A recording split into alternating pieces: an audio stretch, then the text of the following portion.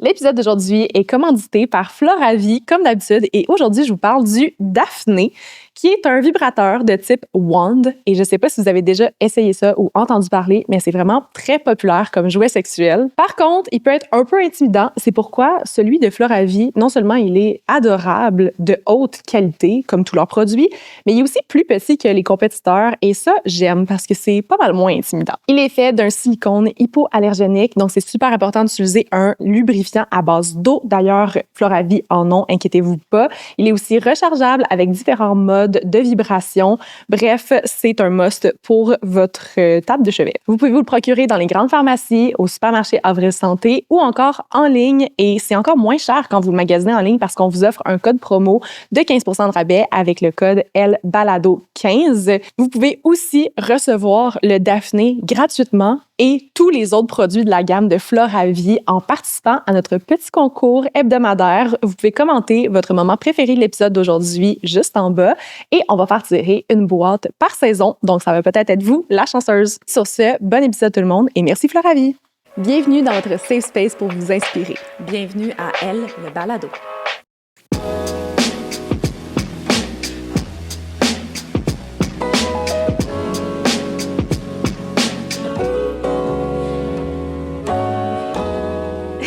Salut Elisabeth! Bonjour. Bienvenue sur le balado! Merci Merci de l'invitation. Comme on disait juste avant, on est très, très fangirl de toi. Là. Très fan. Je suis tellement excitée d'être ici. Vraiment. On commande toutes tes stories. Mais en tout cas, je sais pas toi, mais moi, j'ai commandé toutes. Tes likes toutes. Parfait. À date, c'est nos premiers. Absolument. Je Merci suis, tellement je d'invitation. suis tout ton contenu. Je lis toutes tes chroniques. C'est vraiment... Oui. Merci de prendre la parole. Vous êtes fine. Merci tellement. Merci de m'avoir invitée. Ça fait plaisir. Yeah. Avant qu'on commence, on débute toujours avec des petites questions brise-glace. Donc, des questions Question rapides. rapide, réponse rapide. T'es prête? Oui. Assez rien d'aujourd'hui. Tout ce que je t'ai dit de l'épisode avant, t'es comme ça. Merde. Dans quoi je me sens mal? C'est des Effectivement. petites questions, mais Marie-Lou, t'es allée... C'est des bonnes questions Ouais, aujourd'hui. merci. Je peux te poser la première? Mais vas-y. OK. Première question brise-glace. Si ta vie était un titre de roman, lequel serait-il? Je l'ai déjà écrit, c'est l'été de la colère. Et pourquoi? En fait, c'est mon mode de vie. Là, je suis toujours en train je suis pas en train de me fâcher. Là, je pense que c'est nécessaire dans le monde dans lequel on vit. Je pense que c'est Greta qui disait récemment qu'on a besoin de plus de femmes en colère. Je pense que les femmes ont été trop... on a été pendant longtemps gentilles, douces. On a essayé de prendre la place qui nous était donnée. Puis ça ne nous a pas mené si loin que ça. Fait que je pense qu'il est temps qu'on passe à une autre étape. Justement, c'est ça. Tu dis, c'est Greta qui a dit ça récemment à la suite de tout ce qui s'est passé avec Trump et tout. Là. Oui, c'est ça quand elle est revenue de Gaza. Oui, Ouais, puis que Trump qui était genre, she's angry. il n'y a rien de mal à être une angry woman, honnêtement. Exactement. Quel compliment inattendu t'a le plus marqué ces derniers temps? Hier, je marchais mon chien, puis il y a quatre jeunes filles de début vingtaine qui ont juste crié « On adore ton livre! » Puis je suis allée les voir, puis ils ont lu mon livre à voix haute sur la plage, en camping, une gang de jeunes filles. Donc, c'était super cool. C'est rare que ça arrive, là, c'est pas tout le temps, mais en tout cas, c'est vraiment le fun quand il y a un petit girlhood comme ça qui se produit. Fait que ça m'a fait du J'aurais bien. pleuré. Honnêtement, ouais, c'est un beau moment. Plaisir. Wow. Si tu pouvais offrir un seul conseil à ton toi de 20 ans, quel serait-il? De décentraliser les hommes de ma vie. J'ai tellement passé ma vingtaine à... D'ailleurs, c'est parce que je travaille sur mon 3e livre qui parle un petit peu de ça, puis, rétrospectivement un peu en vieillissant, de comment ça a changé. Vous avez dit réponse rapide, là, je vais faire ça court. Non, Mais ouais, je pense que j'ai passé trop de temps à réfléchir dans ma chambre à des losers. Fait que je prendrais moins de temps à faire ça. Là. J'adore, I relate so much. Bonne à date, Elisabeth. Dernière plus facile. Médias sociaux ou traditionnels? Médias sociaux, mon Dieu. sociaux. Je me détache de plus en plus des médias traditionnels. J'étais un petit peu... on aura peut-être raison d'en reparler, mais ouais, je suis de moins en moins satisfaite des médias traditionnels. OK. Pourquoi, en fait? On dirait que je suis déjà curieuse. Je pense que les médias traditionnels tendent progressivement vers la droite. Je pense pas que nécessairement ils cautionnent leurs propos, mais je pense qu'en se réutilisant, en se réappropriant leurs concepts pour être dans un semblant de... un couvert de fausse neutralité. Je pense que peut-être qu'ils savent, peut-être qu'ils savent pas, mais être dans la neutralité dans le monde dans lequel on vit, c'est d'être éminemment à droite. Puis leur façon de toujours se positionner de façon élevée, comme si... En fait, ils essaient de positionner dos à dos l'extrême gauche et l'extrême droite en oubliant que la culture de la violence existe et elle est causée uniquement par l'extrême droite. Donc, c'est pas du tout la même chose. Je pense que les médias le savent, puis leur déclin est causé uniquement par eux. C'est leur propre verte à laquelle ils vont. Ça me met en tabarnak d'en parler à chaque fois, mais ouais, ils essaient de se positionner comme si eux, ils étaient au-dessus de ça, au-dessus de la mêlée, puis la droite puis la gauche, mais c'est pas la droite puis la gauche, c'est le bien contre le mal. Wow. OK, moi, j'ai genre un petit king d'extraits, là, parce que c'est moi qui fais les extraits. Puis je suis comme, tu t'exprimes tellement bien. Ça va tellement être fun de faire les extraits de cet épisode-là. Oh, wow. Et ça me purge, je suis déjà fâchée. Ça paraît Non, mais que ça donne envie. ouais, ça pourrait être un bon titre de relié à la colère, le titre de l'épisode. On l'a trouvé après 2 minutes. Après 2 minutes, on annule toutes les autres personnes C'est aujourd'hui. vrai qu'on a tendance, quand on a introduit notre podcast, le premier épisode, on a dit, sachez qu'on est en tabarnak. Ça commence Ben, On va essayer d'être genre. moi, je pompe tout le monde, honnêtement. Là. Je suis dans quelqu'un qui relaxe, puis après 2 heures avec moi, sont en crise contre tout. Mais On aime ça. On aime ça. C'est ça qu'il faut, là. Ça nous fait prendre les choses en main, seulement. Pour les gens qui ne te connaissent peut-être pas, est-ce que tu voudrais nous dire qui est Elisabeth? Oui, ben en fait, je suis auteure pour la maison d'édition Boréal. J'ai publié mon premier roman Daddy Issues en 2022, qui est un roman sur une relation amoureuse entre une maîtresse et un homme plus vieux marié. Donc, c'est une exploration des relations de pouvoir puis des amours de jeunesse. Et ce livre-là, d'ailleurs, sera réédité cet été. Il ressort le 5 août dans un format compact là, pour les étudiants. Et j'ai écrit L'été de la colère, un essai féministe l'été dernier, en fait, en 2024. Et je suis chroniqueuse pour Novo, donc je fais des chroniques surtout féministes. Je traite de l'actualité, de la politique, la culture populaire, de toute... J'essaie de pointer du doigt un peu la culture patriarcale dans laquelle on baigne.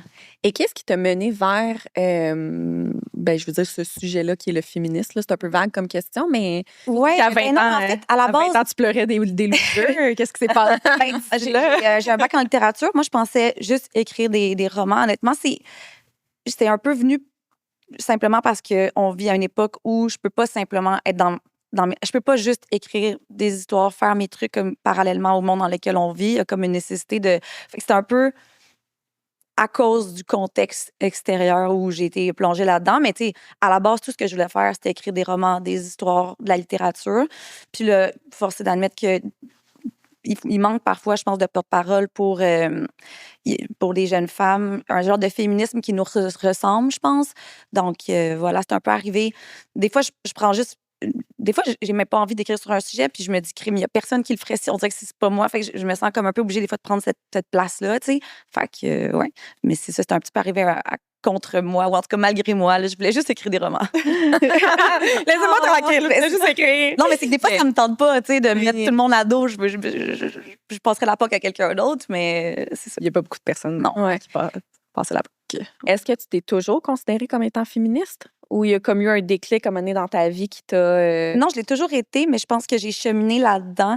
Je pense que mon féminisme de vingtaine n'est plus le même qu'aujourd'hui à plein d'égards. Je pense que ça prend une vie aussi à déconstruire notre misogynie intériorisée. C'est pas un cheminement qui est facile. Moi, tu sais, quand on rencontre des hommes qui se disent féministes comme s'ils avaient tout appris puis tout était réglé, c'est tellement un red flag. C'est tellement long. Même pour une femme, c'est long puis c'est un parcours sinueux d'avoir à se départir de tous nos apprentissages. C'est surtout notre génération. Moi, je suis née en 90. C'était une époque où qui était imminemment violent à l'égard des femmes dans la culture populaire. Donc, je pense qu'on a grandi en étant en compétition les unes contre les autres, en étant en compétition contre nous-mêmes, avec une haine de notre corps. Donc, c'est vraiment un long cheminement pour se sortir de tout ça. Puis, je suis encore là-dedans. Là. Fait que, voilà. Il faut comme tout déconstruire. Puis après ça, Exact. plus tu en apprends, comme plus tu es dans le sujet, je l'ai dit quelques fois dans le podcast, là, mais plus tu es dans le sujet, plus tu en apprends, plus tu es choqué, plus ça te fâche, plus tu tombes dans le militantisme. En plus, on est blanc, fait qu'après ça, il y a tout l'apprentissage de nous, ce qu'on a vécu, c'est rien comparé à d'autres aussi. Exact. Il y a aussi l'apprentissage aussi de notre privilège à travers tout ça. Absolument. Fait que c'est long. Ouais. Plus qu'on en sait, plus qu'on réalise qu'on n'en sait pas tant que ça, puis Exact. qu'on a des croûtes à manger, là. Ouais. Est-ce que ça t'essouffle un peu, tout ça? On avait fait un épisode, en fait, avec... Didi? Exact. Je cherchais son prénom qui est Andréane, mais Didi Lapointe. Connue sous le nom de...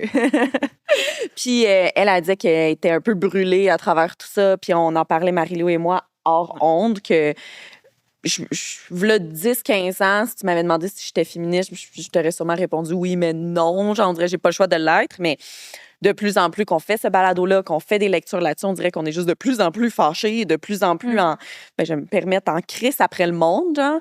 Comment tu vis toi-même dans ta vie de tous les jours avec cette colère-là? Moi, ce que je trouve, j'essaie de convaincre les gens, j'essaie de parler au nom des femmes pour nous représenter. Moi, ce qui est drainant, c'est d'essayer de. On parle à des murs, c'est vraiment difficile d'avoir à parler aux hommes. Tu sais, j'ai fait une chronique sur les féminicides la semaine dernière. Tous les gars m'envoyaient chier. Tu sais, c'est drainant parce que tu parles à des gens qui veulent juste pas entendre leurs privilèges. Ils se victimisent sur des trucs qui font aucun sens. Fait que ça me draine. Tu sais, ça me dérange pas de me faire insulter. C'est rien de personnel, j'en ai rien à foutre, mais c'est juste drainant de.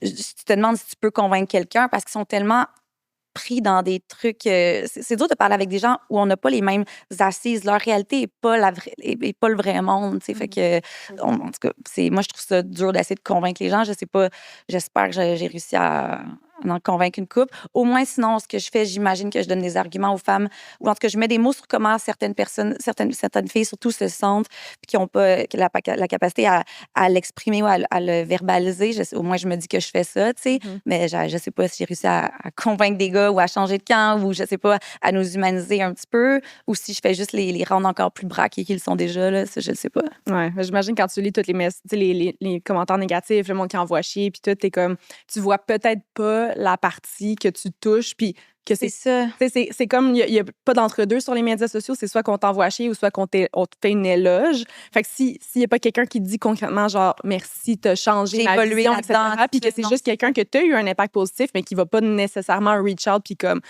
sais, le dire à voix haute, t'as comme pas cette donnée-là. Fait que des fois, t'as l'impression de rouler dans le vide. Tu sais, parce qu'il y en a évidemment qui m'écrivent des trucs positifs, mais c'est des gens qui sont déjà de notre côté, donc ils n'ont pas changé de camp. Puis, les hommes qui m'écrivent pour m'envoyer chier, c'est ça. C'est dur de savoir, je sais pas, j'imagine qu'il y en a qui ont fait un cheminement là-dedans, comme nous, on fait un cheminement à travers notre vision du féminisme. J'espère qu'il y a des hommes qui ont évolué là-dedans. En tout cas, j'ose le croire. Là. Au moins, c'est de l'exposition, je me dis. Ouais. Mais c'est parce que je pense que c'est le genre des chroniques que les hommes se disent féministes, puis après ça, tu leur dis concrètement certains trucs, puis là, tu vois leur vrai visage. C'est ça que je trouve. Ma chronique sur les féminicides et les hommes qui m'écrivent en tabarnak pour me dire « Tous les hommes sont pas de même, on est des bons gars. » Je suis comme, t'es en train de me bully sur un poste de féminicide. T'es pas du côté que tu penses dans le moment. Là. Non, c'est ça. Là. Il y a bien un... le bon Jack. Il y a bien un sujet. Comme... T'es pas la victime ici, c'est nous qui meurent. Genre, non, à l'aide. Là. Okay. Fais juste pas commenter au pire.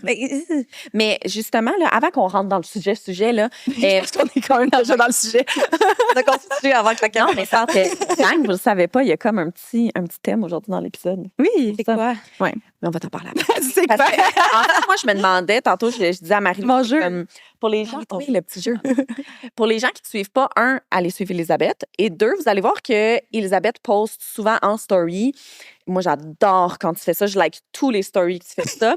Des commentaires de gars, justement, qui soit te DM ou commentent sur des extraits, des posts, peu importe que tu as sur les réseaux sociaux. Moi, je les expose. Je cache pas leur nom. Je poste leur face. Je les tag. J'écris à leur mère aussi quand c'est des jeunes. À leur blog. À leur boss, que non? Mais ça, à un moment donné, tu avais écrit j'écris à tout le monde. Non, mais si ton chum écrit à une fille pour la bully, je veux que tu le saches. Là, tu saches dans quoi tu t'embarques. Moi, tu sors avec un gars puis tu te rends compte qu'il bully une fille sur Instagram parce qu'elle fait un post sur l'avortement. J'ai besoin de le savoir. Fait que non. Mais t'es pas, ça t'impacte pas? Non, moi, ça me fait plaisir de bully des gars en ligne. Non, non. Ça, c'est mon grand plaisir. Là. Non, ça fait du bien. On devrait t'engager sur le marketing de Elle le balado. Comme ça, tu préfères ça avec Elle le balado. Je savais pas qu'ils insultent beaucoup aussi. Oui, Sylvain. C'est Sylvain. Sylvain, c'est tout le temps des Sylvain, Kevin. C'est ça. Mais c'est sûr que, mettons, le sujet de l'avortement, là, c'est vraiment le pire. Là. Ah oui, on tue des bébés, Marie-Lou et moi. Mais non, mais cet épisode-là, c'était juste. On encourage le meurtre. Oui, moi aussi, les chroniques sur. J'avais écrit une chronique sur Olivier Primo puis l'avortement. On ne sait jamais dire ces 2 mots-là dans une phrase, mais on est dans ce monde-là, apparemment. Parce qu'Olivier Primo a des opinions sur les élections fédérales, ce que je trouve totalement aberrant. Puis, non, c'est là-dessus, j'ai reçu beaucoup de ces.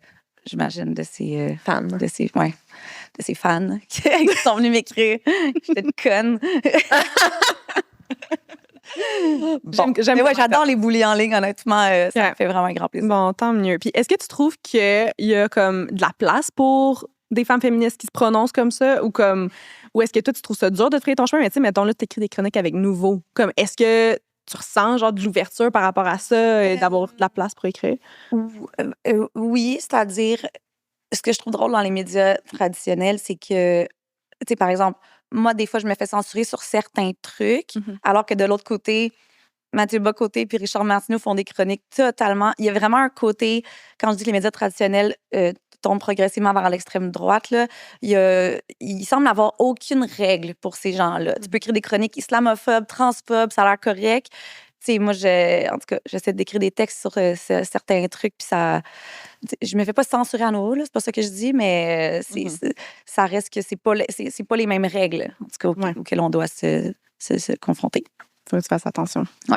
C'est poche. Puis je voulais brièvement aborder les sujets de tes livres. Tu as un peu parlé de Daddy Issues, puis que j'ai aimé, j'avais écouté une petite entrevue que tu as faite au Salon du Livre, que tu avais repris le concept du triangle amoureux, mais du point de vue de la maîtresse. Puis là, mettons, avec ton dernier livre, que c'est le sujet de, c'est la position des femmes avec la colère, genre, puis à quel point que, comme, les femmes n'ont pas le droit d'être en colère. Ça, c'est quand même des angles, genre, particuliers. Est-ce que, comme tu peux rapidement m'expliquer qu'est-ce que tu avais en tête en abordant ces angles-là?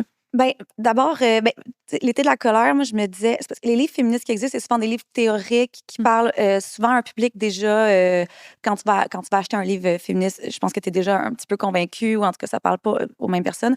J'avais envie d'écrire un livre concret sur comment ça se passe au day-to-day pour les femmes, l'espèce de les micro-agressions, du plus petite affaire au Boys Club du bureau, comment ça se produit dans un espace de travail, au consentement puis à la culture du viol qui est pas. Je pense que c'est un bon livre pour les hommes qui sont pas nécessairement. Qui baignent pas nécessairement là-dedans, pour se faire une tête puis pour comprendre c'est quoi l'expérience féminine au quotidien.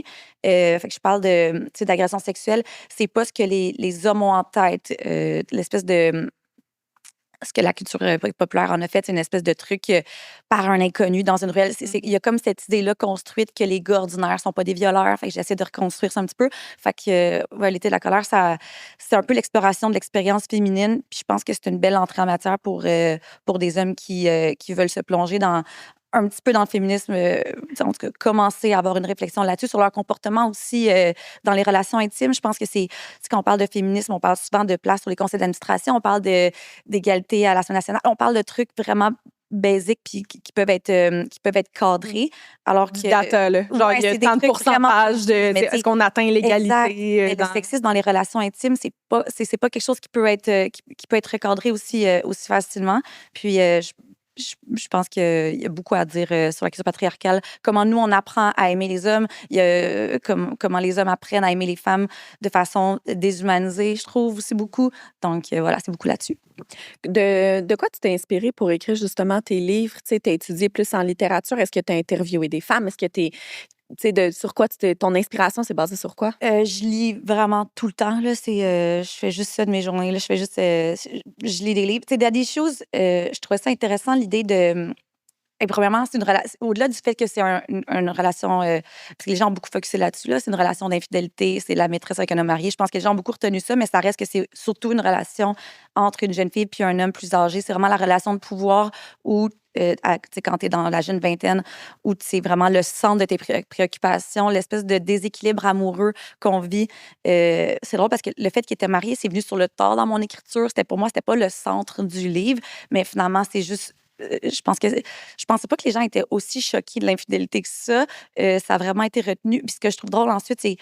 Parce que j'aurais pu écrire un livre où l'infidélité était écrite du point de vue de l'homme, ça n'aurait pas choqué autant. Mais l'idée d'humaniser la maîtresse, d'en faire une personne vraie, qui est pas une méchante personne, qui est pas l'espèce de femme déshumanisée, femme fatale méchante, c'est juste une fille prise dans une relation amoureuse. Fait que je pense qu'il donner la parole, c'est ça qui a profondément choqué les gens.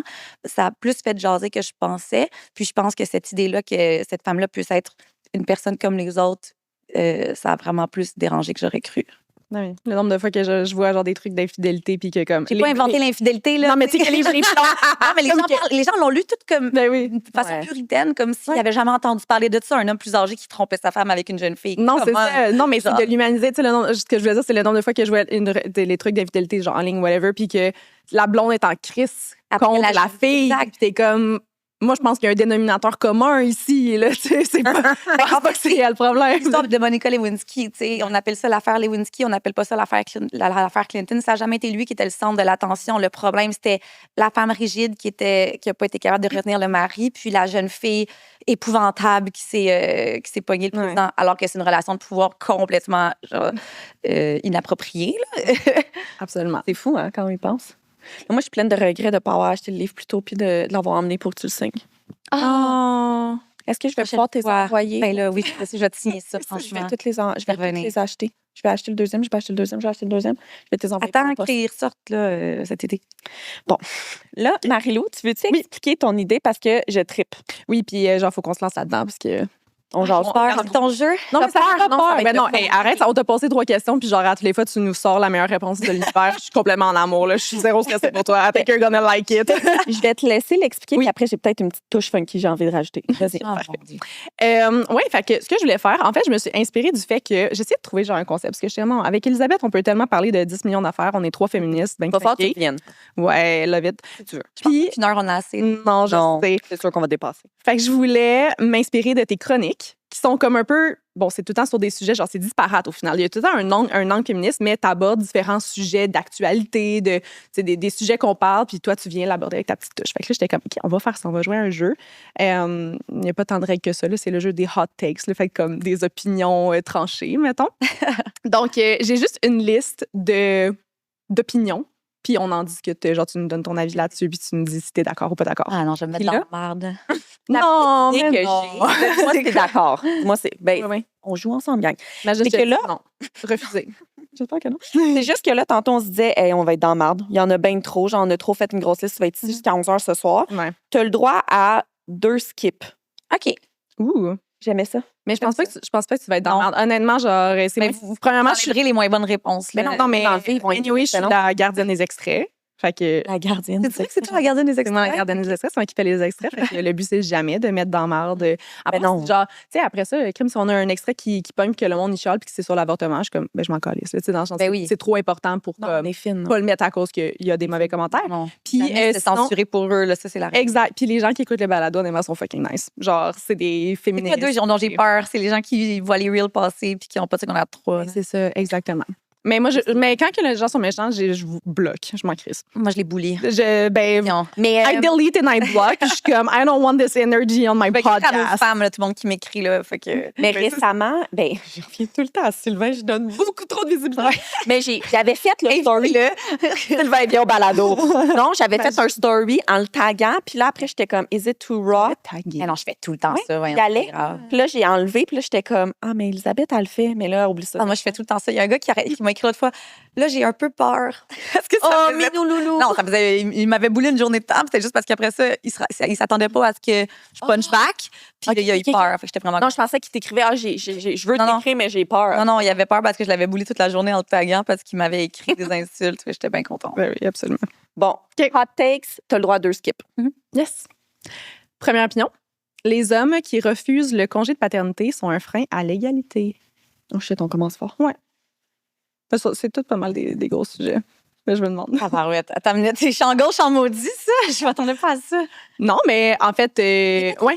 Il y en a qui sont vraiment champ droit, il y en a qui sont champ gauche, puis après ça, genre, on détermine, genre. Mais- ouais. Vas-y. Mettons, genre, si vous vous dites, crime, les filles sont tellement bien habillées aujourd'hui, ben c'est parce qu'on porte du girl crush. Puis si vous savez pas c'est quoi girl crush, ben vous vivez en dessous d'une roche. Les outfits de girl crush, c'est mes outfits préférés. Ça fait tellement longtemps que vous savez que je supporte cette entreprise, qui est une entreprise qui a pour mission de miser sur l'unicité de chaque femme, d'offrir de l'inclusion le plus possible, d'inspirer et de transmettre des messages positifs. Donc, ça matche parfaitement avec la mission de elle également. Leurs vêtements sont produits à partir de matières qui sont durables, de qualité. C'est des vêtements qui sont confort, abordables et inspirés des dernières tendances. Donc maintenant, vous savez où aller magasiner. Leur site web, c'est girlcrushgang.com et on a caché un petit code promo dans la description de l'épisode. Sur ce, je vous laisse au reste de l'épisode d'aujourd'hui. Ouais, j'avoue que ça, c'est comme plus c'est notre sujet un peu dada, là, genre le congé de paternité. J'ai jamais réfléchi au congé de paternité. Mais non, mais réfléchissons ensemble. Moi, je peux commencer un peu si tu veux que je te pisse. Fait que, juste, tu voulais qu'on le répète, là, les hommes qui refusent le congé de paternité sont un frein à l'égalité. Je ne crois pas que refuser le congé parental, Ouais. c'est nécessairement un frein à l'égalité. Je crois que c'est un choix que tu devrais prendre avec ton conjoint, ta conjointe, qu'il peut avoir mille et une raisons. Tu sais, pour ça, ça peut être que je dis n'importe quoi, elles sont dans la merde financièrement. C'est un bébé qui était peut-être pas attendu, puis que s'il prend un congé, ça les met trop dans le trou. Ça peut être que sa carrière, en ce moment, prend un gros envol, puis qu'ils ont décidé d'avoir un bébé malgré cette situation-là, mais qui s'implique de façon différente. Tu sais. Est-ce qu'il est tout le temps en télétravail? Puis, tu sais, il y a plein de choses. Ben, c'est d'emblée. Moi, je connais rien là-dedans. Là. Je ne veux pas me positionner sur les enfants, j'en ai pas. Mais, tu sais, le mariage, toute la construction du mariage puis des enfants va toujours, même si les hommes sont bien intentionnés, ça sera toujours davantage un frein pour les femmes. La construction des relations hétérosexuelles puis de la famille sera toujours désavantageuse pour les femmes dans leur émancipation, pour le marché du travail, etc. Donc, même si les hommes sont bien intentionnés, c'est sûr que c'est toujours plus nous qui allons perdre du galon à quelque part. Tu sais, j'imagine qu'une des raisons, ça serait que l'homme fait un plus gros salaire. Après ça, évidemment, on vit dans un monde où les emplois éminemment masculins sont toujours plus rémunérés. On salue les enseignantes qui sont qui nous écoutent. Fait que, ouais. Qu'est-ce qui pourrait être mis en place, tu penses, pour contrer ça? Moi, je pense que je peux te le dire. Vas-y. Parce que j'ai pas dit mon opinion encore. Vas-y. Moi, je pense qu'on ne pourra pas se rapprocher d'une égalité au sein des familles tant qu'il n'y a pas un congé parental qui est genre la même longueur de temps. Puis pas splitter le congé parental de la femme, mais d'avoir un congé de paternité, paternité, maternité, hate these words parce que genre, we're gonna be two moms, mais d'avoir deux congés parentaux de 1 an, mettons.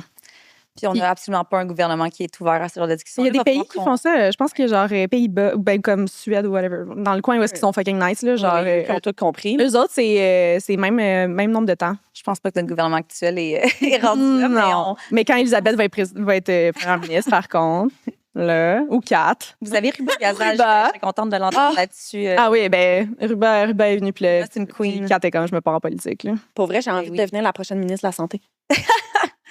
Ruba, c'est ma députée, là, je l'adore. Ah ouais? We love her. Oui, je l'aime tellement. Mais moi, j'ai envie de rajouter un petit point là-dessus, juste que c'est comme quelque chose qui me tient vraiment à cœur dernièrement, puis j'ai des grosses discussions avec mon chum à propos de ça. C'est une patiente, en fait, qui m'en avait parlé, qui me disait qu'elle et son chum avaient réalisé, là, c'est même son chum, je pense qu'il l'avait abordé vers elle, qui disait, OK, mais avec le congé parental, elle en avait pris vraiment plus, son salaire avait été affecté, fait qu'il avait décidé de compenser, de payer plus. Mais entre-temps, elle n'épargnait pas. Ouais. Lui, il continuait de cotiser dans ses REER, puis oui, il payait peut-être le 2/3 de la maison, qui avant, c'était 50-50, puis le 2/3 d'épicerie, etc. Mais tout l'argent qu'elle aurait pu mettre dans ses REER, qui aurait beaucoup fructifié jusqu'à sa retraite, tu sais. Fait que c'est un gros sujet avec mon chum, parce qu'à chaque fois, je suis comme, tu vas cotiser dans mes REER. Ben oui. Mais oui. Il faut être smart dans ces affaires-là. Des fois, quand on est en couple, on se laisse. Et moi, je suis la première à perdre plein d'argent quand je suis en couple parce que là, tu te dis, c'est notre argent, blablabla. Puis finalement, tu te sépares, puis je veux dire, t'as juste perdu une couple de mille piastres. Ouais, moi, ça m'a bite in the ass. Quand on est en amour, il faut qu'on arrête de faire ça puis de donner à outrance, les filles. Là. Absolument. OK, on passe au prochain parce que j'ai hâte. Vas-y. On évoque trop peu la santé mentale masculine comparée à la violence faite aux femmes. Ça, c'est plus la tasse de thé. J'aurais pu commencer avec. La santé masculine. Santé mentale masculine. Oui. Parce que toi, tu abordes la violence faite aux femmes. J'aborde aussi la santé mentale masculine. Mon enjeu, c'est que les hommes veulent seulement aborder la santé mentale masculine quand ça les incombe négativement, alors que la base de cet enjeu-là, c'est encore lié à la culture patriarcale et à la culture de domination qu'on dénonce quand il est question de féminisme. Mais les hommes sont pas prêts à prendre part à notre discussion. Le seul bout qui les intéresse, c'est de parler de leur dépression puis de leurs enjeux de santé mentale. Moi, ça m'a tellement mis en tabarnak quand, je sais plus quel comédien a fait une série pour parler de les gars qu'il faut qu'on se parle. Puis là, ça parle de la santé mentale des hommes puis de la dépression. Puis à aucun moment, ça aborde la culture patriarcale puis la misogynie puis la culture de domination qui est outrageusement à la base de ce pourquoi les hommes vont mal. Puis la culture patriarcale est à la base de tous nos problèmes. C'est à la base de la violence conjugale, des féminicides, c'est à la base de la dépression des hommes. Mais le seul bout qu'ils abordent, c'est le bout qui les incombe négativement. Fait que moi, j'aurais jamais d'empathie pour eux s'ils abordent seulement cet enjeu-là sans vouloir aborder tout le problème qui est aussi la violence faite aux femmes. Mais ça, ils prennent jamais part à cette discussion-là. Fait que... Ouais, c'est ça. Puis Avez-vous vu beaucoup de chroniques masculines écrites sur les derniers féminicides? On est à 5 femmes décédées en 5 semaines. Pas un hostie de mot, mais après ça, quand il y a des taux de suicide sur les hommes, tout d'un coup, ça sort en victime. C'est super triste, mais vous n'allez pas régler le problème tant que vous ne prenez pas l'enjeu dans son entièreté, qui est aussi la culture de domination. ouais. Moi, je me fais shame de quand j'aborde des sujets comme le féminisme ou genre là c'est Pride Month, fait que comme je parle de la fierté puis des conditions LGBTQ+, etc. Puis là, le monde sont comme ouais, mais c'est aussi genre pourquoi que tu parles pas de la santé mentale des hommes? Je suis comme mais pourquoi que le seul moment faites-le genre Mais pourquoi il y a personne qui le fait? C'est pas premièrement genre c'est pas à moi de le faire. Compétition. La santé mentale masculine, elle n'est pas en compétition contre la conversation sur la violence conjugale puis sur le féminisme. C'est la même discussion. C'est juste ils ont même pas la curiosité intellectuelle de s'intéresser au féminisme. Avez-vous vu beaucoup de gars qui s'intéressent à ça? Ils font juste toujours utiliser leur argument, qui est la santé mentale masculine, comme espèce de façon de se freiner à prendre part à la discussion sur le féminisme, alors que ça reste que c'est la violence conjugale, tout ce qu'on vit, la misogynie, le sexisme, la violence faite aux femmes, c'est toutes des conséquences à la culture de domination, mais ils veulent pas prendre part à cette discussion-là. Ouais, c'est ça. Je trouve que c'est une belle façon de se déresponsabiliser. Ben oui, Ouais. 100%. Oui, puis l'argument vient toujours quand je parle de féminisme, fait que je suis comme tu sais, mettons, je parle de quelque chose par rapport au C'est toujours féminisme, par argument pour pas être à la table avec nous pour c'est parler de la ça. Ils sont violence. comme moi, mais la santé mentale, je suis comme attends, mais on peut-tu parler de la santé mentale plus tard? Je parlais de féminicide, C'est puis il me ça. répondait pour me dire qu'il est en dépression. Oui, c'est ça. Oui, on est à la même place. Ça l'enlève pas. Je dis pas que ta dépression un n'est est pas pas importante. contre l'autre. là. Tu vas vraiment aimer Sonny Carpentier. Ouais, hein? Je reviens à ça, là. Tu vas... Absolument. Mais moi, je suis pas mal. Je veux pas. Je marche sur des œufs en disant ça, mais semble il a écrit un article sur les féminicides récemment sur son Substack. Faudrait que j'aille sur Substack. Je comprends rien. Ouais, moi, je pense que tu fais très bien sur ça. Ouais, hein? Ouais, Je t'aimerais vais ça. regarder ça. Le troisième, vas-y, Marilou. Publier sur les réseaux, c'est s'exposer inévitablement à la haine en ligne. Oui, mais c'est-à-dire que en même temps, c'est là qu'il faut parler à certaines personnes qu'on doit convaincre, on doit avoir des discussions avec eux. Je ne sais pas si ça fonctionne encore là, on en parlait tantôt. Mais oui, ça vient avec. Puis, tu sais, j'en parlais récemment, puis on dirait que maintenant, tu sais, je dis que ça fait partie de la job de recevoir des messages de haine. Puis, il y a des gens qui sont comme, mais ça devrait pas. Puis, on dirait que je suis rendue trop. Je l'ai quasiment normalisé, l'espèce de. Tu sais, des fois, je reçois des trucs, c'est des menaces claires, là, des trucs vraiment trash que les gens m'écrivent. Puis après ça, c'est bizarre parce que j'écris des chroniques, puis les gars m'écrivent des affaires. C'est vraiment de la haine viscérale. Il y a quelque chose de. Ils maïssent d'une façon que je comprends pas. Puis ça, le lendemain, je suis comme, je serai au Salon du Livre à telle heure, je serai dans telle librairie. Puis je suis comme, il suffit qu'un gars soit assez. Ouais. Tu sais, t'es à un débile que quelque chose se passe. Tu sais, fait que ça, des fois, j'y pense, mais. En même temps, je sais pas, je dis que ça fait partie de la job, puis je pense que je l'ai même trop normalisé, rendu là, mais ça fait partie de la job pour vrai. Fait. Je me souviens plus c'est qui, puis j'ai comme un doute en me demandant si c'est toi ou une autre personne dans mon réseau qui avait reçu un DM d'un homme qui était littéralement une menace de viol. C'est-tu toi? Je pense pas que c'était moi. C'est comme peut-être. Casual. Mais c'est illégal, hein, d'ailleurs, là, genre des menaces en ligne, comme tu peux faire une plainte à la police, puis genre, ça peut être Ça se comme... peut que c'était moi, parce que sur Reddit, il y avait des trucs qui flirtaient avec ça quand même. Allez jamais sur Reddit, le monde, là, c'est pas Je comprends rien. un grand moment de vie pour personne. Ouais. Fait que, ouais. Bon, Je sais pas si c'était moi, mais tu sais. je sais pas, mais Fait que je vais le retrouver. Le prochain, j'ai hâte. T'es prête? Oh non. Non, il est nice. Élise, tout est beau, là. Genre, on est... Oh, tu sais, Non, tu vas l'aimer. je veux pas que ce soit l'aimer. ce feeling-là que t'as, genre de comme, oh fuck, à toutes les fois. T'as le droit à 2 skips, hein? You're still, you've got your 2 lives, là. Les plateformes comme OnlyFans perpétuent l'exploitation du corps féminin plutôt que l'émancipation. L'émancipation. Ouf, j'ai eu de la misère.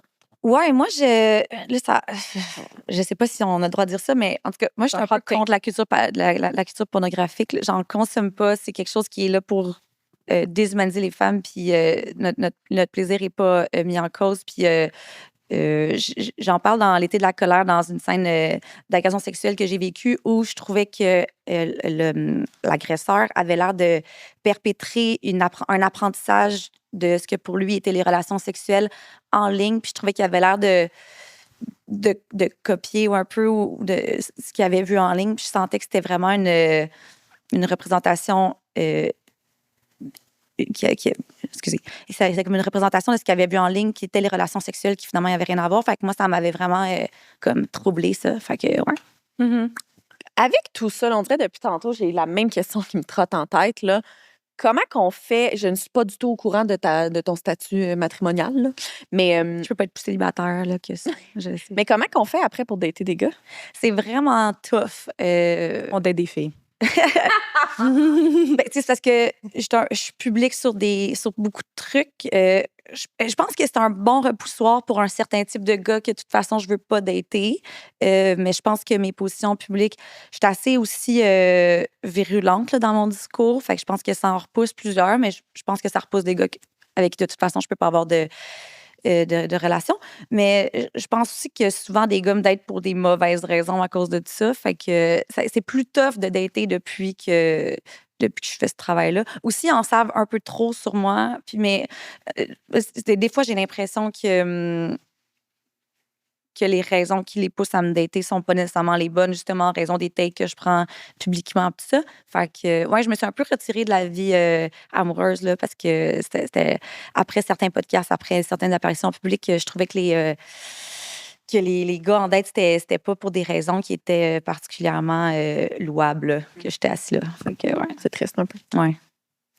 C'était plus pour m'avoir sur leur tableau de chasse, je trouvais, là. Ew. Fait que, ouais, c'était pas un bon moment de vie pour personne. Non, mais je suis vraiment sérieuse. Moi, je trouve qu'il y a la chose la plus féministe que j'ai faite. C'est là qu'on sait que c'est pas un choix parce que j'aime pas les gars, mais en tout cas, j'aime pas les gars, mais je les aime. C'est comme... c'est ça qui valide le plus l'orientation sexuelle dans la vie. Genre, les noms de filles sont comme was a choice. Les postes devraient revenir aux candidats les plus qualifiés indépendamment de leur genre. Oui.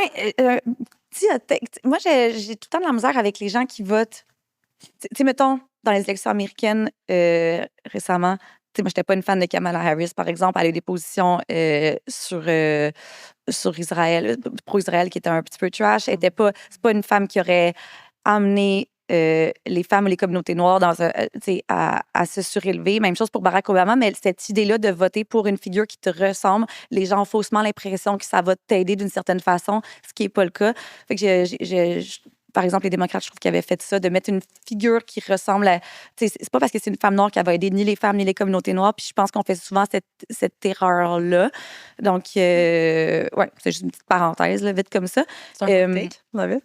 Mais c'est parce qu'après ça, tu as Bernie Sanders, qui est un homme blanc d'un certain âge qui pourrait mais qui est lui là fondamentalement pour des raisons puis qui sont louables. Cela dit, oui, avoir le meilleur candidat à la bonne place, je pense que la misogynie intériorisée fait en sorte que les gens ont certains freins sans s'en rendre compte face à certains candidats.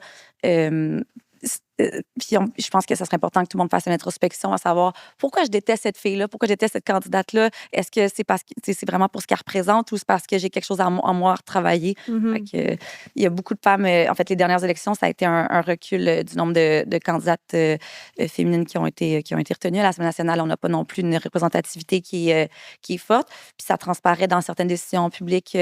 On a des négociations avec les enseignantes, les infirmières, qui n'est jamais la même chose que quand c'est des métiers outrageusement masculins. Fait que je pense que les femmes devraient se poser la question quand ils vont à l'urne, là, que c'est ça.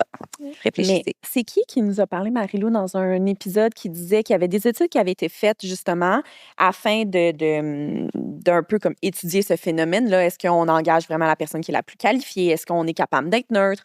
Puis qui avait mis en entrevue un homme, une femme ayant le genre même CV, les mêmes capacités, qui disaient relativement les mêmes propos et c'était toujours l'homme qui était engagé, tu sais. Fait que même si on se dit on engage la personne la plus qualifiée, est-ce qu'on le fait vraiment? À CV égal, l'homme a toujours le dessus, c'est toujours comme ça. Puis les hommes blancs versus, évidemment, les personnes issues des communautés visibles. Là. Fait que, ouais. Absolument. C'est triste, là. Ouais, moi, je vote pour la femme, même si elle est moins... Puis on a perdu... Sont même moins qualifiée parce qu'elle est probablement plus qualifiée. C'est juste qu'elle se vend pas Oui, assez. ça aussi. Je suis genre, souvent, c'est ça aussi, là, comme On n'est pas bonne pour comme... on a tout le syndrome, on a le syndrome de l'imposteur plus que Mm. les gars. Fait que là, genre, C'est avec Daphné Malbeuf qu'on parlait de ça aussi, une journaliste de RDS, journaliste sportif, qui disait que souvent, en tant que femme, on n'est pas porté à appliquer sur un poste si on ne répond pas à 110 Mhm. de tous les critères. Tandis Ben que oui. les hommes vont être comme « Ah, je réponds pas aux 2 puis 3, mais le premier, j'y réponds vraiment beaucoup, j'ai fait ces études-là, j'ai de l'expérience, genre, je Ça vais y vient de aller. nous, puis ça vient aussi du milieu. Fait que c'est deux problèmes. T'sais, nous, on n'applique pas à certains postes parce qu'on sent pas qu'on est qualifié. Les hommes appliquent pour être n'importe quoi. Puis, mais c'est aussi l'inverse qui se produit. Moi, j'ai eu des jobs où mon collègue de travail avait un CV qui m'arrivait pas à l'achever, mais comme même pas proche, puis il était payé genre 25 000 de plus que moi. Là, c'est aussi de l'autre côté que ça va. Et il y a aussi moins de femmes en politique parce que on parlait tantôt d'agression en ligne. C'est vraiment un poids. On est critiqué dans les médias traditionnels puis en ligne sur notre apparence quand on se souvient de Pauline Marois est en poste 10 minutes avant de se faire tirer dessus. Puis de toute façon, on commentait son habillement comme on n'a jamais commenté les cravates de M. Legault non plus. Fait qu'il y a aussi beaucoup moins de femmes en politique. On a perdu Madoua Risky, Dominique Anglade récemment qui est partie, Manon Massé, des grosses joueuses là, qui ont pris leur retraite. Fait que ça reste que les agressions en ligne, ça peut miner, ça mine dans les sondages. Nos prises de position sont analysées d'une façon différente aussi. On est moins pris au sérieux. Valérie Plante, on parle de serrer, on parle des voix de tout le monde, on parle de leur... C'est tough pour elle. Fait que on a l'Assemblée nationale qu'on mérite. Là. ah, C'est fou quand on pense comment, à quel point, puis notamment en politique, là, parce qu'on a fait quelques épisodes dernièrement avec des femmes politiciennes. on est rendu brandé politique. On est rendu vraiment... un podcast On est comme sport politique en ce moment. J'aime ça. Ouais. Et genre, sujet vraiment très féministe. Ouais, on a nos j'aime petits ça. stuff, là. Mais c'est vrai que les femmes, on est... Je parle si on a des enfants, on peut pas aller en politique parce qu'on va pas s'occuper d'eux, mais on peut pas aller en politique si on n'a pas d'enfants parce que, voyons, tu vis. On représente pas la population. Exactement. Puis après, si tu portes une jupe trop courte, puis si tu portes des pantalons, t'es pas féminine. Puis si t'es maquillée, même chose. Puis ça finit pas de finir. Là, on peut-tu comme arrêter de critiquer? Puis c'est aussi, les critiques viennent aussi souvent des femmes. Là. On va commencer entre nous à se crisser patience. Là. Juste même sur les célébrités américaines, tu regardes les posts des trucs de pop culture, n'importe quelle fille, les commentaires en dessous sur les injections, sur les habillements, sur les seins refaits, ça vient souvent des femmes. Juste fermez vos gueules. S'il vous plaît, fermez vos gueules. C'est pas nécessaire. On a déjà assez de la culture patriarcale puis des hommes à gérer sans qu'on s'entremange entre nous. Là. Juste crissez-nous patience. On nous a appris à compétitionner genre pour le male gaze depuis qu'on est jeune. Fait C'est fou. on est comme... C'est vraiment difficile à déconstruire. Moi, juste à mon niveau, puis je suis même pas connue, mais tu sais, je fais des takes. T'es très connue. Les gens me commentent sur mes maillots de bain puis sur mes posts comme quoi je devrais pas avoir de... genre, ma place est illégitime sur la place publique, sur ce que j'ai à dire parce que je porte des maillots de bain sur Instagram comme je vois des... Tu sais, juste... En tout cas, je pense que j'ai le droit de défendre mes opinions politiques que je porte, peu importe ce que je porte, je sais pas. Aussi, je pense que c'est important comme femme qu'on ait des représentativités de filles qui nous ressemblent. T'es pas obligé d'avoir un certain modèle de ce que tu penses qu'une féministe est pour que sa parole soit prise au sérieux. Comme femme, c'est encore plus difficile quand tu ressembles. Je pense qu'une femme a besoin de choisir entre être pris au sérieux ou avoir un corps puis une féminité puis être sexualisée. Parce que c'est encore là, si tu ressembles à un certain type de femme, ce que tu as à dire est encore moins important. Tu sais. Mais ça me fait juste penser à... Je trouve qu'on sexualise tellement les femmes si on pense juste à comme dans nos années de secondaire ou que moi, j'étais en école privée, je me faisais mesurer ma jupe, j'avais pas le droit de porter des bretelles spaghetti parce que, tu sais, puis le parce Les bretelles spaghetti, c'est pour pas déconcentrer les garçons. Puis ça, c'est juste de dire que leur éducation est plus importante que la nôtre parce que nous, on se faisait revirer à la maison pour aller changer. Je ratais un cours pendant que les gars étaient à l'école pour pas les déranger. C'est fou, là. C'est fou. Mais après ça, l'histoire du maillot de bain sur les réseaux sociaux, tu sais, je dis n'importe quoi, mais mettons, cette photo de maillot de bain-là pourrait peut-être te nuire, on va dire, dans une embauche pour... Moi, ça me nuit juste pour être pris au sérieux comme auteur. Mon image publique me nuit 100%. Si j'étais un autre type de fille, je serais pris plus au sérieux avec le genre de livre que je fais, qui est, mais je pense qu'il y a de la littérature, ou juste un homme, les chroniques que je fais. Des fois, je reçois des plaintes ou des critiques que je le sais que j'aurais pas reçues si j'étais Francis Dupuy-Derry. Puis juste si j'étais un autre type de femme, mes livres seraient plus au sérieux. Je sais que je me nuis à moi-même en démontrant une certaine image de moi, mais en même temps, je trouve que c'est important pour les jeunes filles qui aient accès à une image de fille qui leur ressemble en disant tu peux ressembler à ça puis être pris au sérieux. Tu n'as pas besoin de... Je pense qu'en étant élevée, on regarde la culture populaire, on dirait que les filles avaient le choix entre être jolie ou être intelligente. On dirait que l'idée de faire ce que tu veux, de ressembler à ce que tu veux, puis d'être aussi pris au sérieux, on a besoin de faire un choix. Je pense que la culture populaire nous a envoyé ça comme message. Puis j'essaie à ma façon de déconstruire ça, mais je sais que je me nuis à moi-même là-dedans. Là. Il n'y a aucune façon que je sois pris au sérieux dans ma littérature en m'exposant en maillot de bain. Je perds des points 100%. Mais en même temps, je pense que pour les filles de 20 ans, 15-20 ans, c'est important qu'il y ait ce modèle-là aussi parce que sinon, ils ont l'impression que ce qu'ils ont à dire, c'est pas important parce qu'ils ressemblent pas à ce qu'une fille prise au sérieux devrait ressembler. T'sais. Mais je trouve ça important, je trouve ça brave de faire ça parce que si demain, là, François Legault là, poste une photo en maillot de bain à Punta Cana, je m'en torche. Là. Il va pas se faire juger pour ça, là. Mais l'envers de la médaille, si c'est, je veux pas nommer le nom de n'importe quelle femme en politique qui posterait ça, ça risque de sûrement la backlash après. T'sais. Ouais. Ben, ce sera pas les mêmes commentaires. Là. Ça va être genre, bonnes vacances, Monsieur Legault, vous le méritez. Non, puis même dans les médias traditionnels, des fois, on me parle juste de ça, puis après ça, on parle pas de mes livres. Je pense pas qu'on invite un auteur masculin pour parler de... On n'invite pas un auteur masculin pour parler de son apparence ou comment il jongle avec son apparence versus le contenu de ses livres. On y parle de ses livres, on y parle de ses chroniques, on lui demande son opinion sur certains trucs.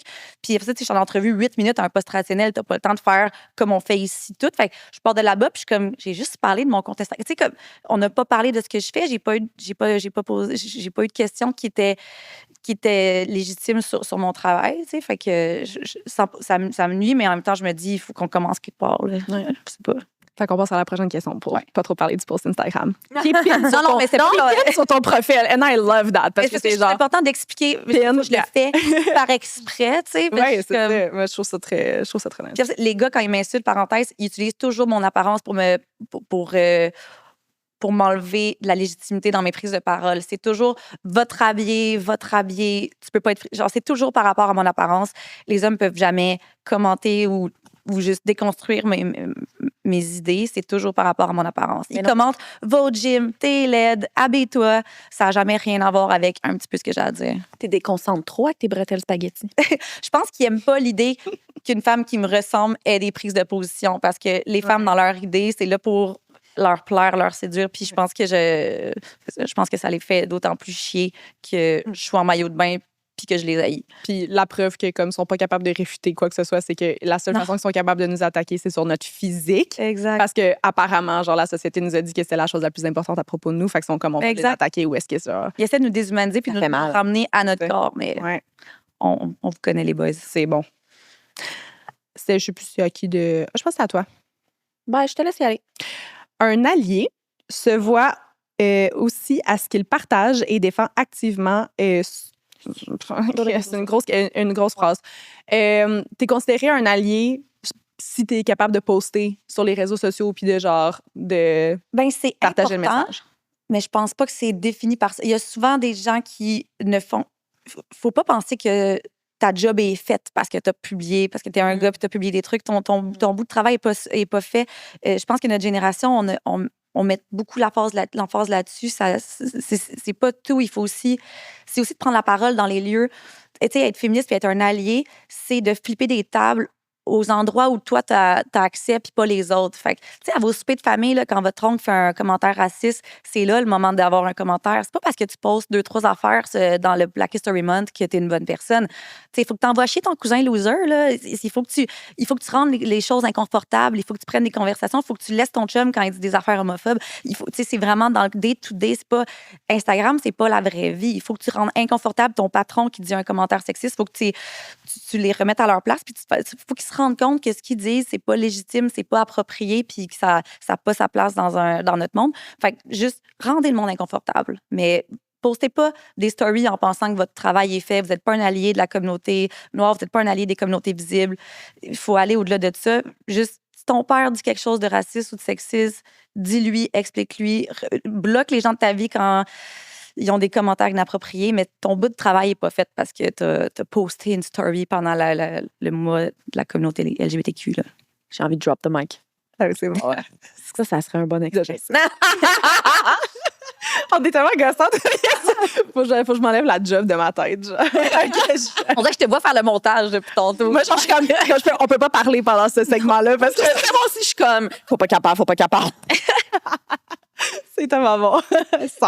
Pour revenir à ce que tu as dit, Oui, c'est littéralement, ça, parce que c'est 100 là. Ouais. 100 000 là. Puis on l'a vu avec Black Lives Matter. Les gens changeaient leur photo de profil pour une photo noire et leur job était fait. Je suis comme, mais C'est pas ça le qu'est-ce- travail. tu sais. non, c'est ça. Je m'en fous si tu partages de quoi ou tu n'en partages pas. C'est pas ça le but. Faut utiliser votre privilège aux endroits où ça a de la valeur, tu sais. Fait que, Mais tu vois, moi, de Noël, là, je prends ça bien au sérieux. Ouais.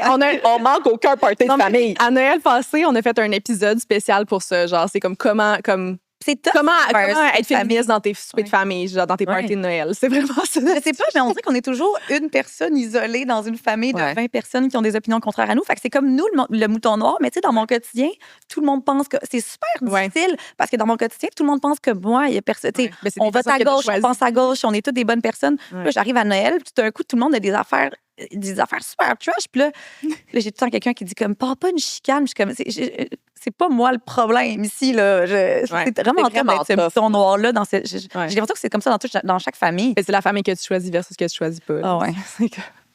C'est vraiment tough. C'est vraiment tough. Moi, j'ai hâte qu'il y ait plus de Je pense que cette année, je vais skipper Noël. Moi, j'ai pris ça comme décision. Là. Ouais, hein. Mais tu vois, c'est un gros speech que j'ai, moi, avec mon chum, puis je me rends compte que ça fonctionne. Par contre, il m'écoute, super ouvert d'esprit, puis sans nommer des situations parce qu'on est tourné et beaucoup d'oreilles nous écoutent. Mais je l'ai vu confronter des gens proches de lui. Reprendre la parole à des gens qui disent des propos surtout homophobes, racistes, puis comme un peu, tu sais, comme, comme tu dis-tu vraiment ça en ce moment, genre en 2025, tu sais? Puis c'est toujours, ben non, mais c'est une blague. Mais c'est-tu vraiment une bonne blague, genre? Qu'est-ce qui est drôle là-dedans? Il le fait, là. On y arrive. J'espère que les gars le font entre eux beaucoup. Ouais, ça serait un bon travail parce que c'est les conversations de locker room là, qui sont. En tout cas, qui sont ce qu'ils sont. Nous, on n'y a pas accès, mais ça serait vraiment à eux de prendre leur place. De la même façon que nous, dans une table de blanc, c'est notre travail à nous de répliquer et de les faire sentir mal à l'aise. Absolument. 100%. Des malaises continuellement. I love it. Bon, on était rendu, j'en ai aucune idée. La solitude masculine est un enjeu de santé publique qu'il faut reconnaître et traiter. Ben oui, dans le sens où quand les hommes sont malheureux. de noter dans Je trouve ça fascinant parce que moi, quand je suis triste, là, je prends un bain moussant et j'écoute Notting Hill. Quand les gens, quand les gars sont tristes, ils deviennent. C'est des enjeux, c'est un enjeu de santé publique parce qu'ils deviennent violents pour eux-mêmes et pour les autres, sont dangereux. T'sais, on n'est pas à la même place. Il y a un enjeu de santé. Moi, ça me purge un peu cette discussion-là parce que les gens qui sont seuls, ils sont parce qu'ils n'ont pas évolué avec la société dans laquelle on vit au même titre que nous. Ils n'ont pas pris part à la discussion, ils n'ont pas évolué dans ce que c'est le rôle des hommes. S'ils sont seuls, c'est parce qu'ils ont choisi un certain mode de pensée qui les isole. Fait que, oui, c'est un enjeu de santé publique parce que quand un homme est seul, c'est dangereux. Quel conseil dirais-tu à un homme qui nous écoute et qui se sent seul actuellement? Je serais comme étonnée là, que ça soit pas de public. Mais mettons. Elle est genre, ouais. Non, mais j'imagine mal les gars masculinistes. Elle balado, là. On pense à toi, mais genre, Non, c'est une meilleure personne. Écoute, qui est comme ça me fait penser à mon cousin, ça me fait penser à mon frère, ça me fait, tu sais, quel conseil qu'elle a pourrait donner? Est-ce que ça serait des livres, des Oui, je pense qu'ils doivent prendre part à la conversation pour bien identifier le problème parce que les hommes seuls sont dans une position de vulnérabilité où ils vont chercher appui dans des podcasts. Puis c'est là que la radicalisation se fait. Puis on n'en parle pas assez souvent parce que quand c'est une meute d'hommes blancs privilégiés, ils sont pas analysés comme un groupe homogène, comme ils devraient l'être, comme n'importe quel autre groupe de la population est analysé. Fait qu'on n'a pas cette tendance-là à parler d'eux, parler des hommes blancs. C'est toujours là que la haine vient, quand tu parles des hommes blancs traditionnels, hétérosexuels, comme un tout, parce qu'ils veulent tous être construits comme des êtres à part entière, uniques, complexes, qui n'ont rien à voir les uns avec les autres. Ils veulent pas être associés aux autres hommes qui créent des problèmes, mais ils le font pour n'importe quel autre groupe de la population, soit dit en passant. Cela dit, ces hommes-là, malheureux, seuls, c'est là, quand ils sont vulnérables, qu'ils deviennent une proie facile pour la radicalisation des hommes masculinistes. C'est là qu'ils se ramassent avec des podcasts qui déshumanisent les femmes, les féministes, puis qui les voient comme le mot de leur... le nœud de leur problème, alors que c'est pas ça du tout. Nous, on se bat. La lutte féministe va dans le même sens que la solitude masculine, c'est-à-dire qu'ils analysent juste mal le problème qui est la culture patriarcale, qui les isole parce qu'ils prennent pas part au rôle masculin comme il a été dessiné pour eux, ou en tout cas ce qu'ils imaginent que l'homme masculin devrait être, qui est une espèce de culte de domination, etc. Fait que les hommes se sentent mal à l'aise dans une relation puis une dynamique égalitaire, etc. Fait qu'ils devraient juste prendre part à la conversation féministe parce qu'on est à la même place et on essaie de régler le même problème. Ouais, c'est ça. Je suis fatigante, là. Mais l'épisode avec Sonny Carpentier, tu vas vraiment l'aimer. Non, mais c'est comme deux épisodes qui devraient s'écouter ensemble, je pense. Après, je le rencontre. Mais il y a une play. Ah, mon Dieu, tu vas triper. Il y a des playlists sur. J'ai créé des playlists avec le balado. Fait que genre, il y a comme. Tu peux aller sélectionner, mettons, t'aimes un sujet en particulier. Je fais la plug. Genre, c'est bien cool. On l'a pas expliqué encore, mais je l'ai fait depuis un bout. Je classe les épisodes. Fait que là, comme mettons, ils vont être classés ensemble. Comme. T'sais, mettons, il y a sûrement, j'imagine, une playlist plus médicale. Ouais, il y a genre santé, développement personnel. Playlist masculinisme, féminisme, mais tout ça. Mais le masculinisme, féministe et masculinisme, on en parle tout le temps. Mais il y a genre, mettons, il y a santé, il y a développement personnel, il y a girl talk, il y a sport, il y a politique, etc. Fait comme, ils sont genre un peu classés. Moi, j'adore à quel point je n'étais pas au courant de ça dans mon travail ici. Non. Moi, je suis juste un petit gars, là. On a des jobs différents. On a des jobs différents. Moi, je savais pas que tu venais aujourd'hui. Quand s'occupe du booking des gens, fait que moi, genre, j'arrive la semaine même, je suis comme, c'est qui qu'on a vendredi? Je suis comme, c'est qui? À quelle heure, Kat? À quelle heure j'arrive? À quelle heure? C'est ça. J'arrive en retard puis je me maquille genre 2 minutes avant de... J'adore. On a nos forces et nos faiblesses. Ben oui, c'était complètement. Mais bref, ils vont être ensemble. Mais moi, je voulais juste rajouter à ça que je trouve ça drôle parce que, bon, je connais pas les stats genre par cœur, mais tu sais, mettons, il y a comme les femmes sont comme moins satisfaites du profil des hommes qui sont disponibles, genre à eux, dans le monde du dating versus le contraire. Fait que j'ai l'impression que les femmes qui sont seules sont comme... J'ai pas trouvé de personne qui était assez bien pour moi. Genre, puis tu sais, comme souvent, moi, j'ai beaucoup de modèles de femmes célibataires de mon âge ou plus âgées, surtout plus âgées, qui sont comme... plus besoin d'eux. They're living their best... en couple comme avant. They're living their best life. Parce que je suis bien célibataire. Si je rencontre quelqu'un, je vais pas le kicker non plus, mais je vais pas trouver quelqu'un qui est à la hauteur de mes attentes. Puis voilà. Exact. Mais on n'a plus besoin des hommes comme on avait besoin par le passé.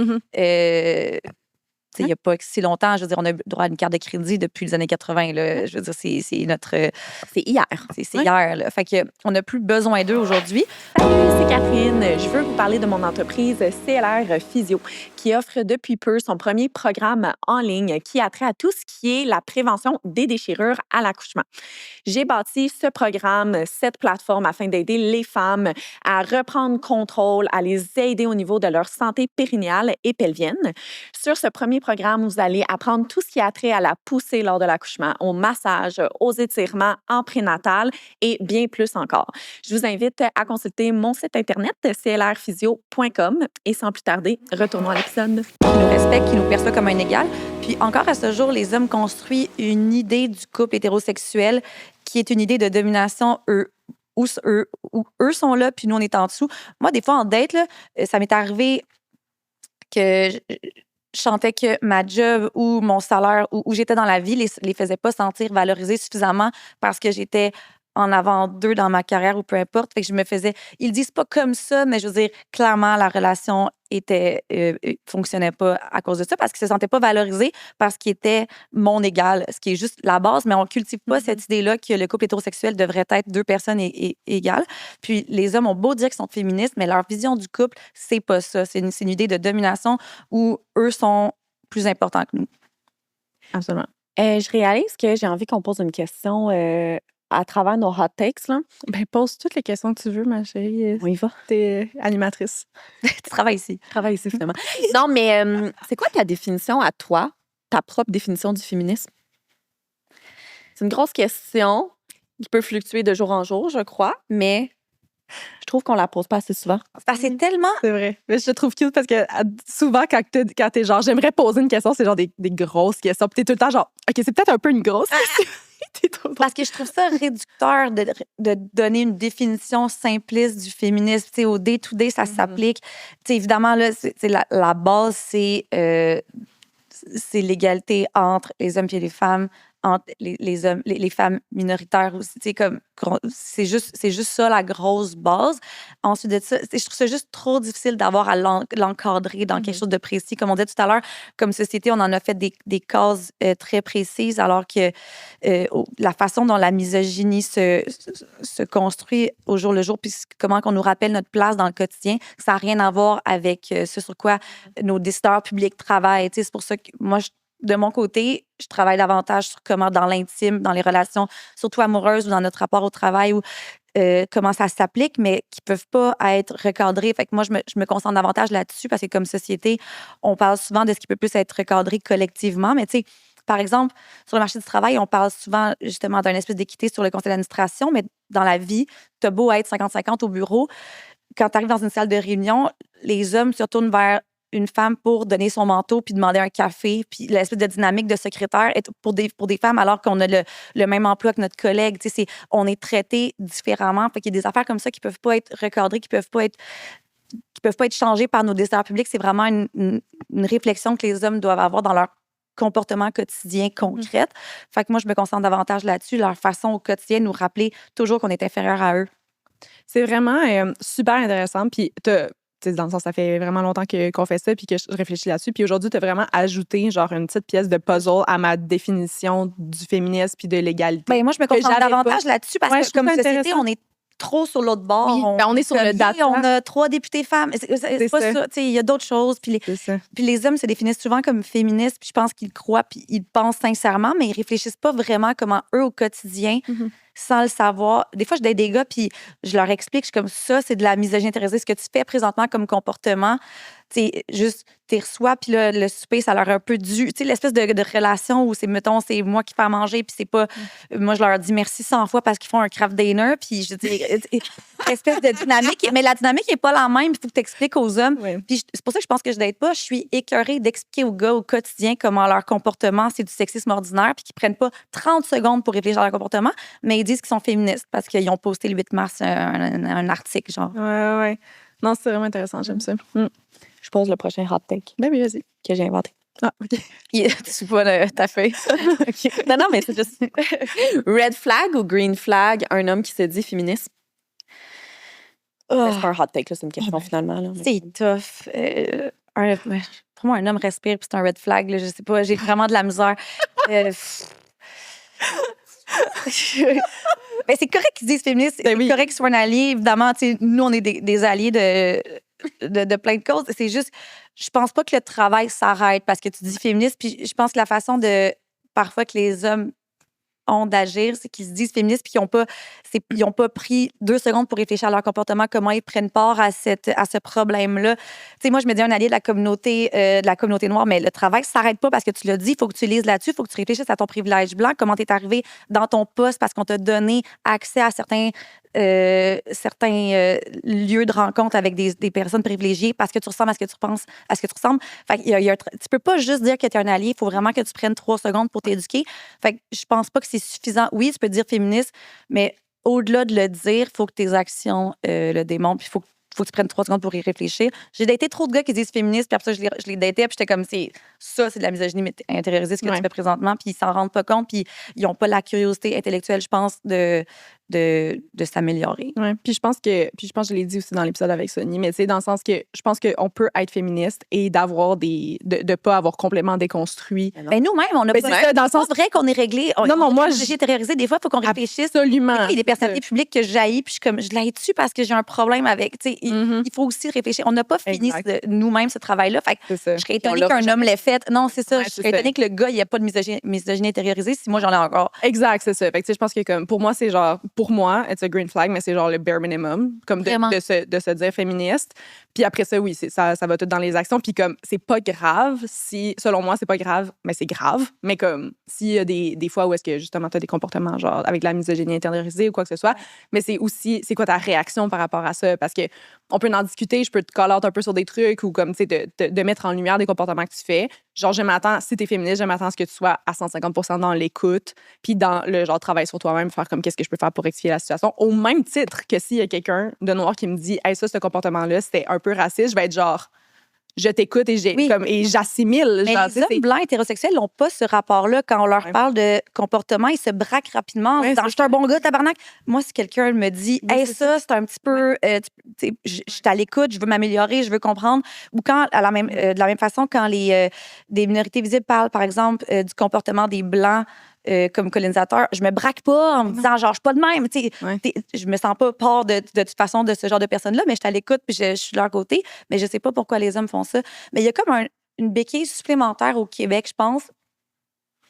Je pense que c'est un hot take, là, si c'est le moment de le dire. c'est le sujet. c'est le concept. Le Québec est un peuple profondément raciste et sexiste, mais on n'arrivera pas à régler le problème parce qu'on a cette idée-là que le peuple québécois est un peuple ouvert sur le monde et gentil. On se définit fondamentalement comme des bonnes personnes. Puis c'est tout le temps difficile d'avoir des positions qui parlent justement de comment on est, comment on a on a des préjugés envers des minorités parce qu'on a cette idée-là qu'on est des bons citoyens. Puis c'est pas vrai. C'est juste que on n'arrivera pas à le régler si on prend pas part à cette discussion-là puis si on n'avoue pas nos propres problèmes. Mais on a trop cette définition-là du peuple québécois comme étant des bonnes personnes bien élevées. On définit les Canadiens comme des personnes polies puis gentilles. Mais au-delà de ça, puis je pense que notre façon d'être raciste et sexiste est pas aussi frontale que, par exemple, les Américains ou les Français. On est plus...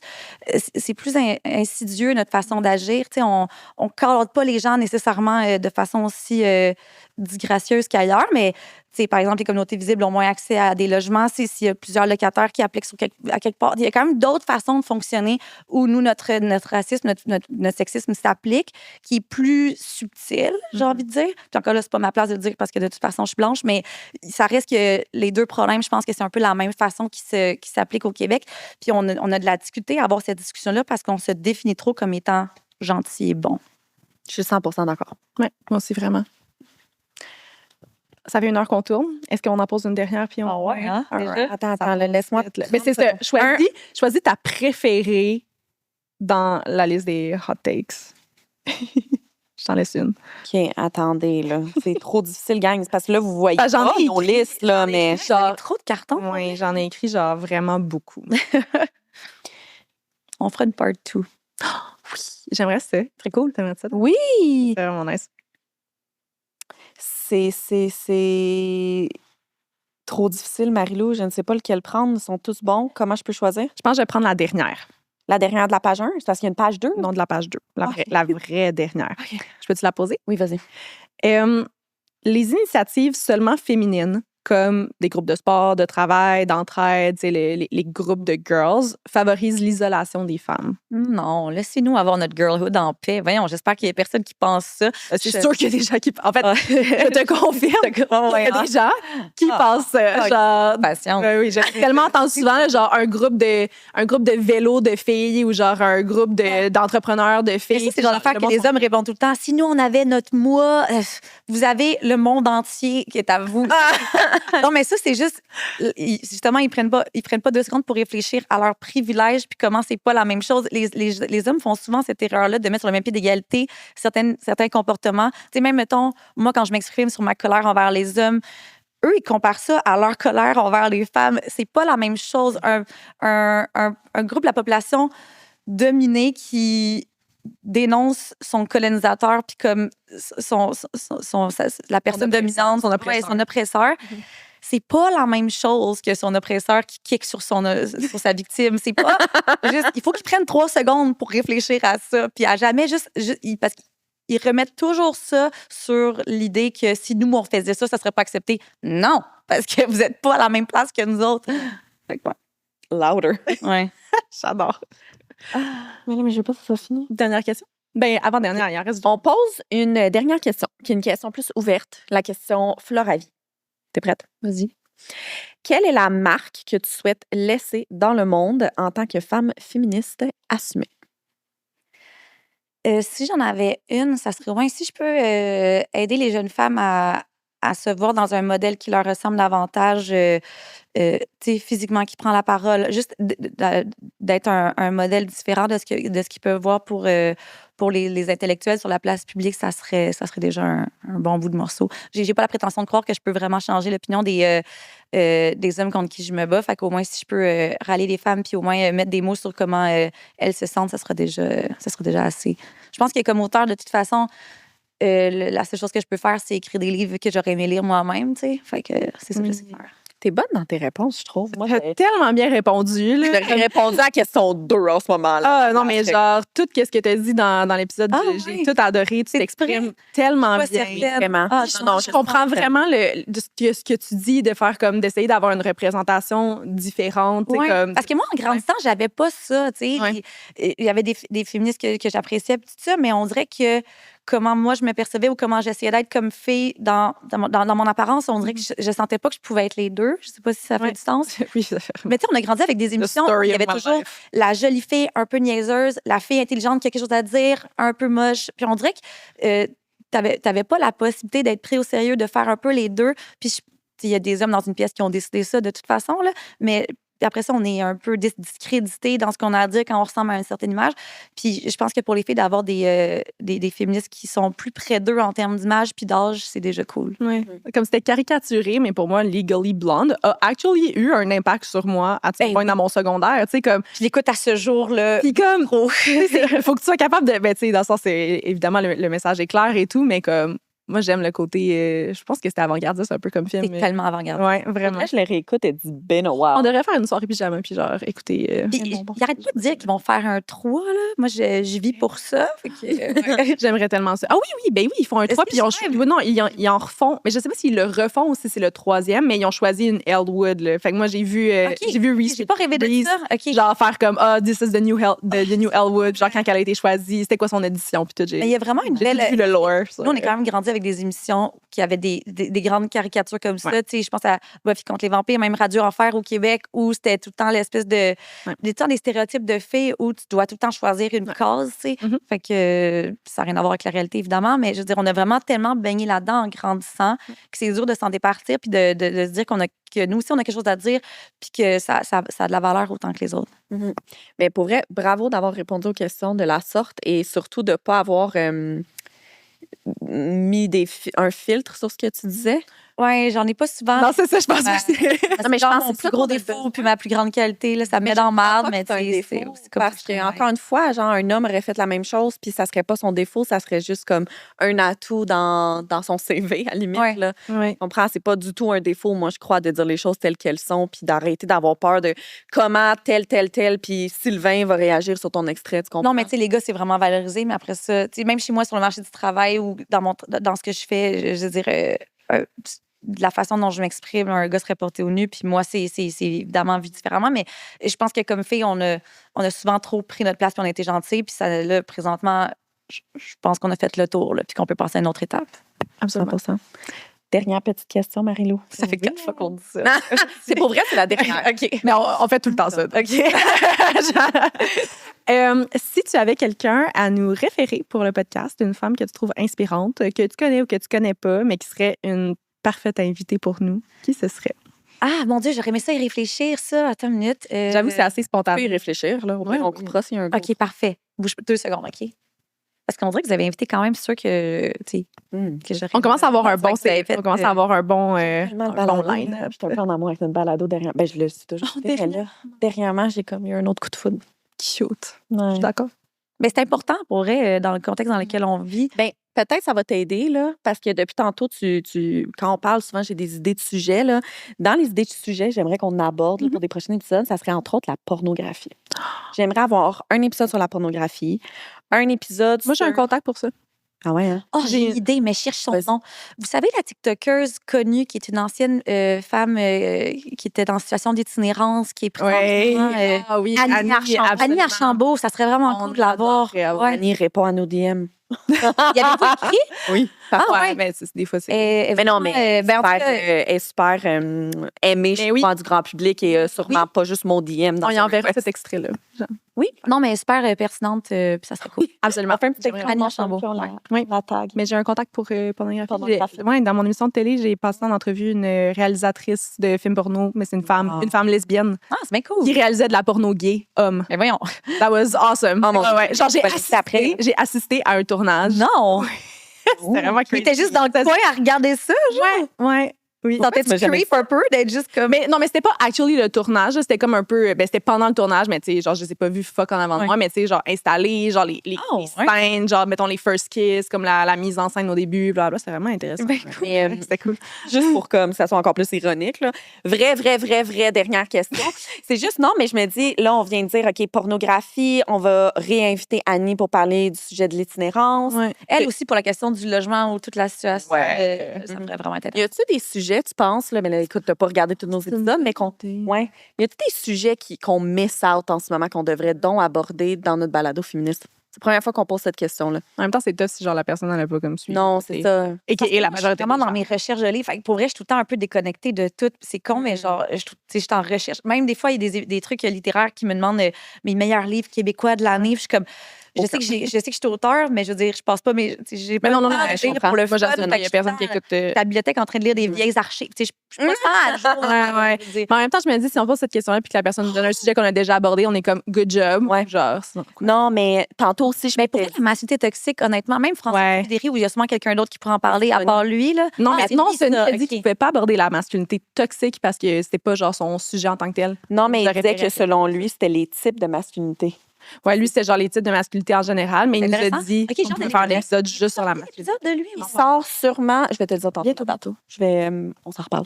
OK. On est en break, on est comme en meeting. Mais en ce j'ai moment. un autre Honnêtement, c'est plus en long, cette affaire-là, parce qu'on. Ouais, ça, non, mais tantôt, je me suis dit, j'étais genre, mais ça, il y a un autre sujet pendant qu'on parlait. Il faudrait faire un épisode sur les féminicides.